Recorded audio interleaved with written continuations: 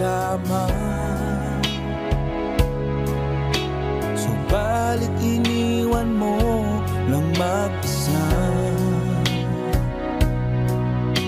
Ako ngayon nalulumban,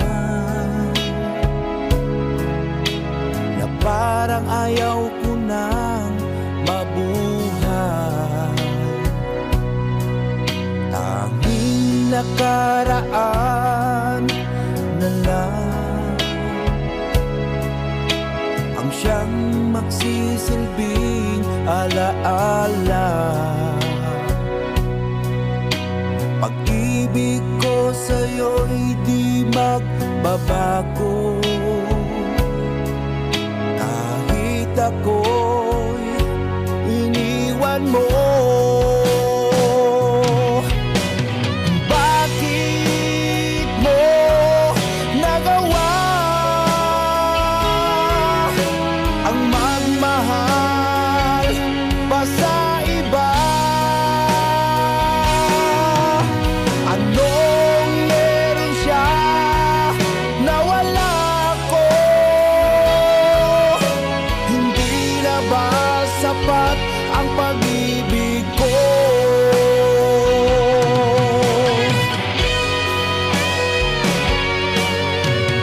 Kung alam mo lang, mahal,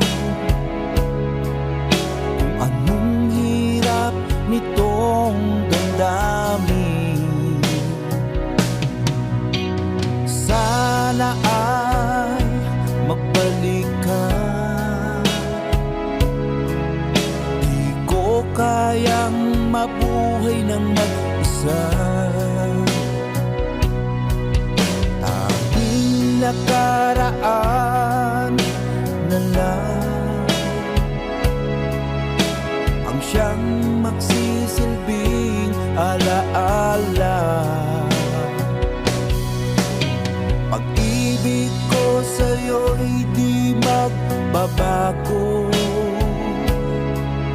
kahit ako'y iniwan mo. Bakit mo nagawa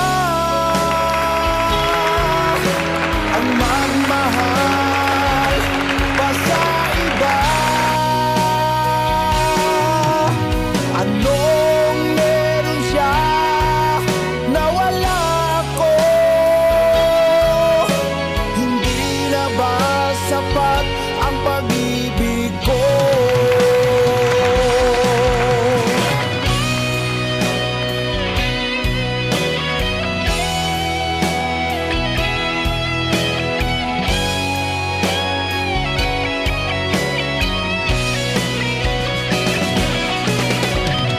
Bakit mo nagawa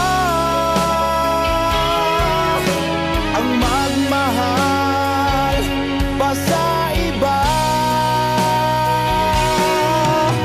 Anong meron siya na wala ko? Hindi na ba sapat ang pag-ibig ko? Hindi na ba sapat ang pag-ibig ko?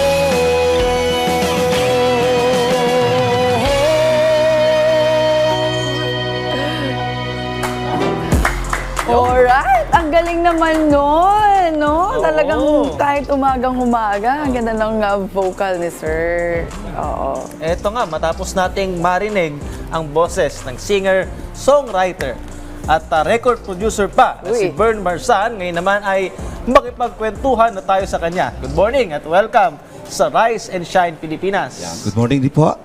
Hi, good morning, Bern. So first of all, kwentuhan mo naman kami, paano ba nag-umpisa ang iyong music industry? So, that time po kasi, puro cover song lang ako. Na-realize ko na walang mileage. Kumbaga, naghahanap din ako ng identity o trademark pagdating ng araw. Kasi pagka cover lang, pwedeng hahangaan ka, pero pag talikod mo, at the same time, mas kilala pa rin yung song ng nagmamay-ari. Kumbaga, kinopya lang natin. So, doon ako nag-decide na pwede akong gumawa ng sarili kong song. Yun na po. Doon po nag-start. Yung kanina, yung pinerform niyo po, sarili niyo po bang ano yun, composition? Opo, ako po ang gumawa po noon. Ang title nun ay? Bakit mo nagawa? Bakit mo nagawa? So, yung pagsusulat ninyo nung sarili nyong kanta at pagpa-perform ng own song nyo, gano'ng katagal na ito? So, bali nag-start po ako, 2021 ako nag-start na nag-decide na sumulat, then 2022 ako nag-release ng mga original song. So, bali ilang years lang ako na naging isang songwriter, pero hindi naman po talaga ako totally na full-time dati. So, nag-decide lang ako, kumbaga, siguro choice ko na rin para maging ilabas ko yung mga nararamdaman ko pagdating sa kanta. Oo. Mas nararamdaman sa kanta lang. Oo, kumbaga, kapag ikaw naman talaga ay artist, di ba? Yung pwede mong paghugutan talaga yung kwento ng buhay mo, hindi ba? Meron ka bang like one memorable or pivotal moment in your life na pinaghugutan mo talaga nung yung iyong awitin? Yung mga lyrics, mga mensahe ng kanta, kinukuha ko po yan sa mga storya ng buhay ng ibang tao.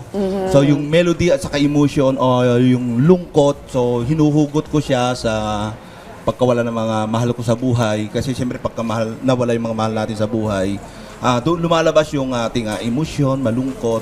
So kumbaga ina-approach ko siya na ganun kasakit yung melody ng song. Pero yung lyrics nanggagaling ko sa ibang tao.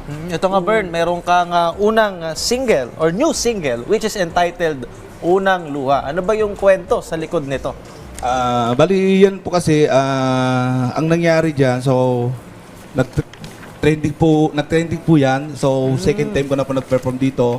Unang perform ko dito, hindi pa yung kilala yung song ng Unang Luha. So nagpapasalamat ako dahil napakalaking impact ng first guessing ko rito dahil dito medyo umangat yung aking level up, kumbaga yung performance ko. Doon nagsimula na marami nang tumangkilik ng song kong Unang Luha hanggang nag-viral, hanggang umabot na ng million views. So ang kwento po kasi niyan, total hindi naman po sa akin galing yung mga kwento na yan. Kinukuha ko lang sa mga kwento ng ibang tao. So yun sabi ko na ina-approach ko lang sa mga lungkot, sa emotion dahil sa pagwala ng mahal ko sa buhay. Yun po. Kasi lahat naman ng ginagawa kong kanta pagdating sa sawi, galing sa ibang tao. Pero kung yung mga parang hindi ka pa motivation ko, nasasawi, Bern. Hindi ka pa ba Ngayon ba? Di naman, talagang di naman. galing sa ibang tao ang iyong mga inspiration. yung mga melody kasi saka yung basta hinuhugot ko siya sa pagkawala ng mahal ko sa buhay. Yun. So I think when it comes to pain or suffering, yung mga expression o yung emosyon ng tao, very universal naman yan, hindi ba? Kumbaga, kaya kahit galing pa sa ibang tao yung karanasan, nararamdaman din natin yun. And as a songwriter, nararamdaman mo rin yun, hindi ba? So, meron ka pa bang ibang songs? Or, of course, ito mga gigs na gusto mong invite ang ating mga ka-RSP, and saan kanila pwedeng makita sa iyong social media accounts para ma-follow ka nila? Ayan, follow niyo po ako sa aking fan page account, Bern Marsan, at aking YouTube channel, Bern Marsan, and aking personal account, Bern Marsan, and Spotify, Bern Marsan, para wala nang lito-lito. So, ayan, bukas po, January 18, nasa Nasugbo, Batangas po ako. At January 19, nasa Hain, Nueva Ecija ako. At January 24, nasa San Antonio, Nueva Ecija. And January 25, nasa San Balis po ako. And February 14, nasa Valentine siya. opo, Valentine concert po yan, nasa Laurel, Batangas. And February 23, nasa Bukidnon, Valencia po. Uy, yan. busy si Bern, no? So, i-follow nyo na lang kanyang social media account. So, once again, thank you very much, Bern Marsan, sa makikipagkwentuhan sa amin. Of course, sa pag-share Thank you po. ng iyong talent this Friday morning.